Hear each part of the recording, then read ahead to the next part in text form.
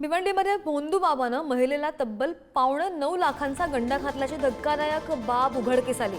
आजारी पतीवर असलेली काळी जादू उतरवण्याच्या बहाण्यानं भोंदू बाबानं तिची फसवणूक केल्याचं समजतंय।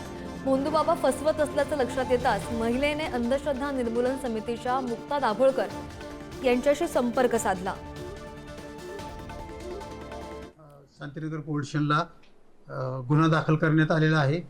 यामध्ये हजरत बाबाला अटक करण्यात आली असून आज रोजी पोलीस कस्टडी करता न्यायालयात हजर केले होते। त्यांचा 15 तारखेपर्यंत पोलीस कस्टडी मिळालेली आहे आणि पुढील तपास चालू आहे। या महिलेकडून आतापर्यंत त्यांना 8,87,000 रुपये अशा प्रकारे उकळलेले आहेत। भिवंडीतीलच एका भोंदू बाबाकडून त्यांची फसवणूक झालेली होती। जवळजवळ 8-8.5 लाख रुपयांची फसवणूक त्यांची झालेली आहे।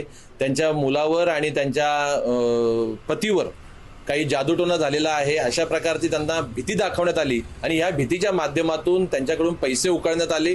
काही अघोरी प्रकार देखील करण्यात आलेला आहे। पोलीस या प्रशासनाने या बाबतीमध्ये अधिकचा तपास करावा, परंतु या महिलेची खूप मोठ्या प्रमाणामध्ये आर्थिक फसवणूक झालेली आम्हाला दिसून आली।